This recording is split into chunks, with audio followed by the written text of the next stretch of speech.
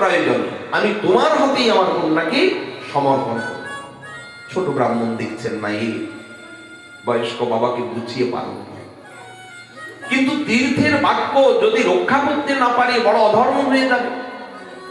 তাহলে এক কাজ করুন, আপনি যদি একান্ত কথা দেন তাহলে একজন সাক্ষী রাখা দরকার। বৃদ্ধ ব্রাহ্মণ বললেন ঠিক আছে, যাকে বলবে তাকেই সাক্ষী রাখবো। তাহলে এখানে আমাদের গোপাল যখন রয়েছেন, গোপালকেই সাক্ষী রাখাবো। ঠিক আছে গোপাল, তোমার কাছে আমি কথা দিচ্ছি, আমার কন্যার সঙ্গে আমি এই ছোট ব্রাহ্মণের বিবাহ দেব। ছোট ব্রাহ্মণ গোপাল কিন্তু হ্যাঁ বলেনি আর নাও পারেনি। ঠাকুর কি আর কথা বলে? ঠাকুরকে খালি বলেছে তোমাকে আমি সাক্ষী রেখে কথা দিচ্ছি, আমার কন্যার সঙ্গে আমি ছোট ব্রাহ্মণের বিয়ে দেব। ছোট ব্রাহ্মণ কিন্তু বলছে দেখো গোপাল, কিছু বলার থাকলে এখন বলে না, পরে কিন্তু বললে হবে না, তুমি কিন্তু আমার সাক্ষী। দেখো গোপাল, তুমি মোর সাক্ষী, তোমা বলাই মোর, যদি অন্যথা দেখি, যদি কোনো কারণে এদিক ওদিক কথা নড়চড় হয় তাহলে কিন্তু তোমাকে ডাকে দেব, তখন কিন্তু তোমাকে সাক্ষী দিতে যেতে হবে। গোপাল কি আর কথা বলে? গোপাল কিছু বলে। এদিকে ছোট ব্রাহ্মণ চিন্তা করছে মৌন মানে সম্মতি নিলক্ষণ, তাহলে উনি সাক্ষী হতে চান। ওনাকেই সাক্ষী রেখে আরো কয়েকদিন ব্রজ দর্শন করে দুইজনে যথারীতি পুনরায় ফিরে এলেন নিজ গ্রামে, দক্ষিণ ভারতে বিদ্যানগরে। আসার পরে সকল আত্মীয় স্বজন সংবাদ নিতে এসেছে বৃদ্ধ ব্রাহ্মণ। বৃদ্ধ ব্রাহ্মণ সকলের সামনে সেদিন প্রসঙ্গটি তুলেছে, আমি এই তীর্থ দর্শনে গিয়ে খুব আনন্দ পেয়েছি, আর দেখো আমার কন্যার জন্য আমি একটি পাত্রও নির্বাচন করেছি, আমার কন্যার বিবাহের যোগ্য পাত্র আমি খুঁজে পেয়ে গিয়েছি। সকলে বললো তো উত্তম সংবাদ, কিন্তু ওই দূর দেশে গিয়ে তুমি পাত্র খুঁজে পেলে কোথায়? জাত কুল সব পরিচয় সব নিয়ে দেখেছো তো? আরে বিলক্ষণ তাকে চিনি, তোমরাও সকলে চেনো, আমরাও চিনি। আরে আমার সাথেই তো গিয়েছিল ওই যে ব্রাহ্মণ, আমি নির্ণয় করেছি ওর হাতেই আমি আমার কন্যা সম্প্রদান করব। এত ভক্তি, এত শ্রদ্ধা তার। সকলে বলছে কি বলছেন আপনি? ওই অকুলীন ব্রাহ্মণে আপনি কুলীন ব্রাহ্মণ হয়ে আপনার কন্যাকে সম্প্রদান করবে? এ আমরা মেনে নিতে পারব না। নিচে কন্যা দিলে কুল যাইবে না, শুনিয়া সকল লোক করিবে উপহাস।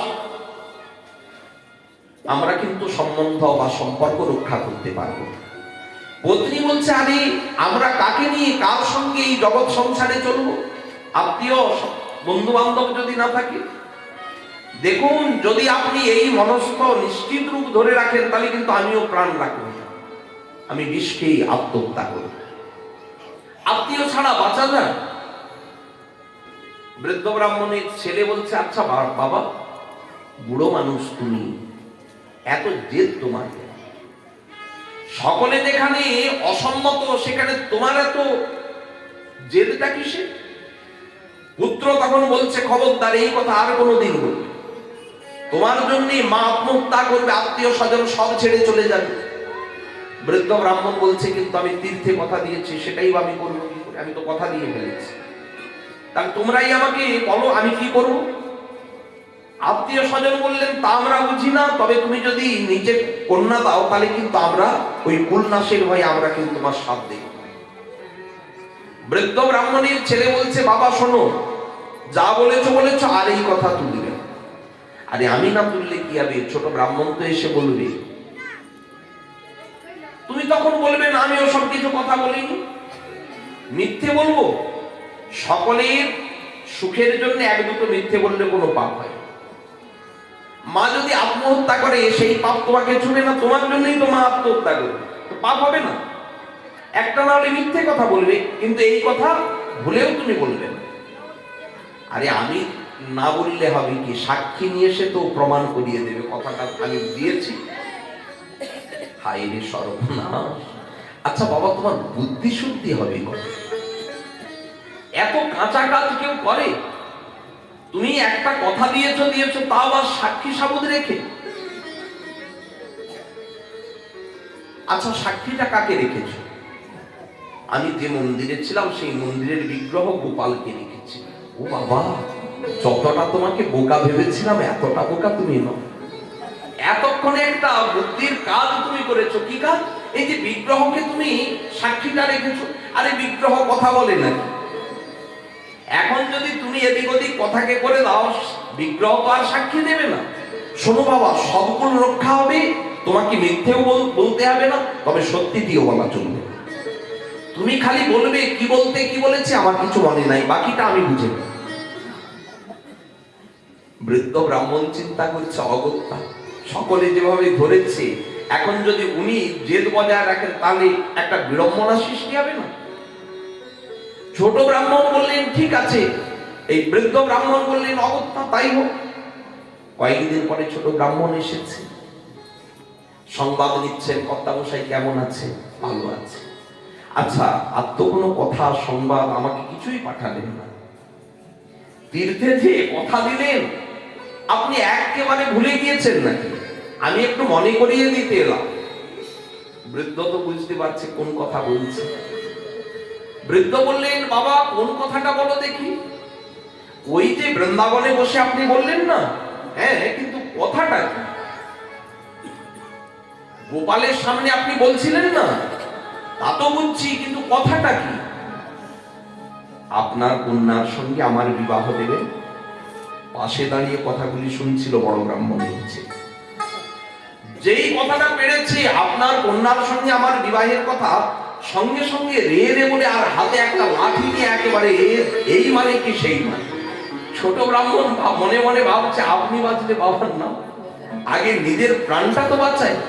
ছোট ব্রাহ্মণ কোন প্রকারে সেখান থেকে দৌড়ে আর প্রাণ বাঁচালে, কিন্তু ছোট ব্রাহ্মণ মনে মনে ভাবছে ছেড়ে দেওয়াটা ঠিক। বড় ব্রাহ্মণের ছেলে এরকম করে লাঠি নিয়ে তেড়ে আসবে, আমি অন্যায়টা কি করেছি? পরের দিনে ৫-৭-২০ গ্রামের সব যারা মান্যগণ্য এদেরকে সব ধরে নিয়ে এসেছে। আপনারা বিচার করুন, উনি ওনার কন্যার সঙ্গে আমার বিবাহ দেবে, উনি কথা দিয়েছেন। এই কথাটা আমি যেই বলেছি, সঙ্গে সঙ্গে ওনার পুত্র আমাকে এই মানে কি সেই মানে, প্রাণেই তো মেরে ফেলতো। আপনারা একটু বিচার করুন। গ্রামবাসী বললেন, দেখুন আপনি বৃদ্ধ, আপনাকে সবাই সম্মান করে, এটা ঠিক হয়নি। কেন? আপনি যদি কথা দেন। তখন বৃদ্ধ ব্রাহ্মণের ছেলে বলছে, আমার বাবা কথা দিয়েছে, কে বলবে? তখন জিজ্ঞাসা করছে ছোট বিপ্র, আচ্ছা তোমার পিতাকে জিজ্ঞেস করে দেখো, বাবা তুমি কথা দিয়েছো? পিতা তখন বলছে, কি বলতে কি বলেছে আমার কিছু মনে নেই। শিখিয়ে দিয়েছে তো, কি বলতে কি বলেছে আমার তো কিছু মনে নাই। এই কথাটা যেই বলেছে, সঙ্গে সঙ্গে বাকছল পেয়ে গিয়েছে বড় ব্রাহ্মণের ছেলে। আসলে কি জানেন, বাবার কাছে অনেক সম্পত্তি ছিল, টাকা পয়সা যা ছিল ও তো নিয়েছে, শেষে বাবাকে ধুতরা খাইয়ে পাগল করিয়ে দিয়েছিল। বাবার কাছে এই সব কথাগুলি তুলেছে। আচ্ছা বলুন, মাথা যার ঠিক নাই, কি বলতে কি বলে তার কিছু মনে থাকে? জিজ্ঞেস করুন বাবাকে। ছোট ব্রাহ্মণ বললেন, দেখুন আপনি মিথ্যে বলছেন, কারণ আমার বড় একজন সাক্ষী রয়েছে, কি সত্য কথা সে সাক্ষী দেবে। বড় ব্রাহ্মণের ছেলে বললেন, দেখুন সাক্ষী যদি থাকে, সাক্ষী যদি সাক্ষ্য দিতে আসে আমরা মেনে নেব, কিন্তু সাক্ষী কি আপনাকে বলতে। ছোট ব্রাহ্মণ বলছেন, কেন? বৃন্দাবনে গোপাল ওর সাক্ষী।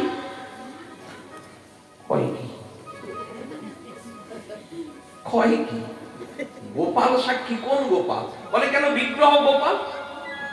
আরে এর কি মাথাটা খারাপ নাকি? বিগ্রহ সাক্ষী দিতে আসবে? যারা এ জগতে শ্রদ্ধালু নয় তারা এটা তো মানতেই পারবে না, বিশ্বাসী হবে না।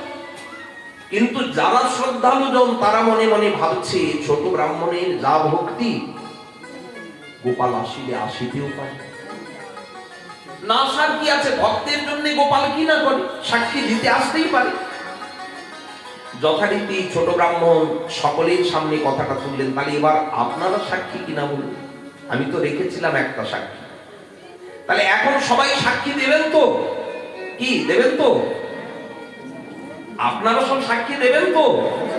তাহলে আবার সেই এদিক ওদিক কথাবার্তা উলট পালট হবে। গ্রামবাসী বললেন, ঠিক আছে সাক্ষী দেব। সাক্ষী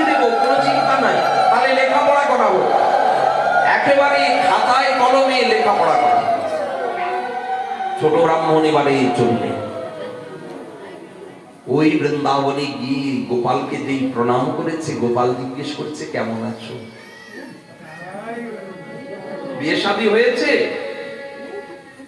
ছোট ব্রাহ্মণ বললেন তারই নিমন্ত্রণ দিতে এসেছি। আপনাকে নিমন্ত্রণ দিতে এসেছি বিবাহে, যেতে হবে আপনাকে। আচ্ছা ঠিক আছে, নিমন্ত্রণ তুমি দিয়েছো এটাই আনন্দ।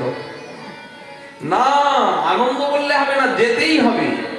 ঠাকুরজি বলে আচ্ছা এখানেই তো আমার সেবা দিলে হয়। তা বললে হবে না, তোমাকেই যেতে হবে, না হলে যে বিয়েই হবে না। কেন? আচ্ছা মনে আছে না আপনার সামনে বৃদ্ধ ব্রাহ্মণ বলেছিল তার কন্যার সঙ্গে আমার বিবাহ, আমার সামনে বলেছে মানে একেবারে নিশ্চিত করে বলল।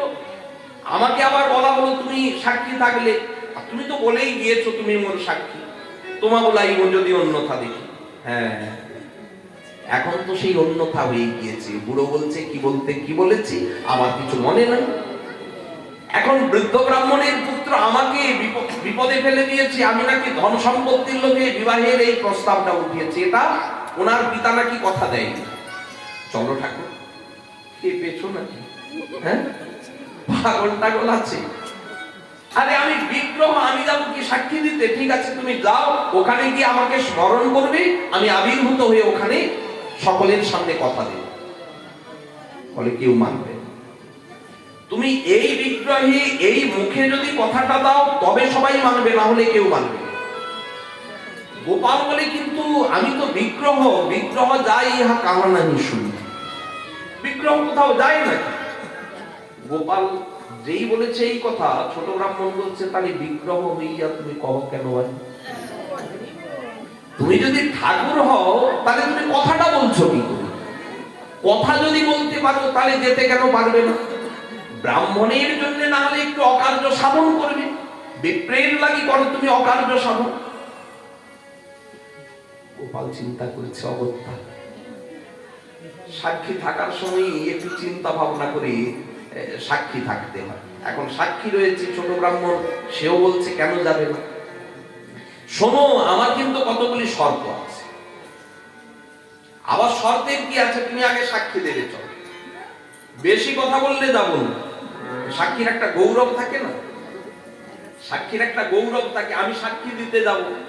তাহলে প্রথম শর্ত হচ্ছে আমাকে 1 সের চাউলের আজ ভালো করে ভোগ লাগাতে হবে, সেবা দিতে হবে। রাস্তায় প্রত্যেকদিন আমাকে ভালো করে কিন্তু সেবা দিতে হবে। আচ্ছা তা দেবো, তাতে আর কি অসুবিধা? 1 সের চাউলের অন্ন ভোগ লাগাবো, প্রসাদও তো আমিই পাবো। আরেকটি কথা, আমি যখন আগে আগে যাব তখন কিন্তু আমার আগে তোমাকে থাকতে হবে। আমি থাকবো পেছনে, তুমি থাকবে আগে। আর পেছন ঘুরে কিন্তু তাকানো চলবে না।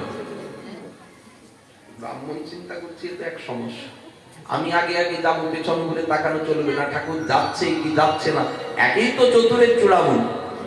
ভক্তের সঙ্গে কি করে কি না করে দেখলেন না? কাঁঠাল চুরি করতে গিয়ে মাধবের সঙ্গে কি বিপদে মাধবকে ফেলে দিল। ভক্তের সঙ্গে চাতুরি বিদ্যা করে কিনা। গোপাল যেই কথাটি বলেছে, ছোট ব্রাহ্মণ বলছে কি করে বুঝবো তুমি যাচ্ছ কি না যাচ্ছ? বলে দেখো বাপু, বিশ্বাস তো একটু করতেই হবে। বলে এমনি এমনি বিশ্বাস হয় না, তুমি যাচ্ছ কি না যাচ্ছ বুঝবো কি করে? আচ্ছা ঠিক আছে, আমার চরণে যে নুপুরটা আছে না, এই নুপুরের রুনুঝুনু শব্দ হবে, তাহলে তোমার মনে প্রতীতি হবে আমি যাচ্ছি কি না যাচ্ছি। কিন্তু ওই কথাটি মনে রাখবে, পেছন ঘুরে তাকানো চলবে না। পশ্চাতে যদি তাকিয়েছো আমি কিন্তু আর যাবো না, যেখানে তুমি পশ্চাতে তাকাবে সেখানেই আমি কিন্তু দাঁড়িয়ে পড়ব। আচ্ছা ঠাকুর তাই চলো, কিন্তু তোমায় যেতে তো হবে। বলে চলো। এখন ব্রাহ্মণ মনের আনন্দে গোপালকে নিয়ে যাচ্ছে। আচ্ছা বলুন তো, বিগ্রহ যদি এমনি করে কথা বলে, বিগ্রহ যদি সিংহাসন থেকে নেবে তার সাথে যদি চলে, তো তার আনন্দ কত হয়। প্রেমের আনন্দে মহানন্দে কীর্তন গাইতে গাইতে চলেছে ব্রাহ্মণ। জয় গোবিন্দ জয় গোপাল কেশব।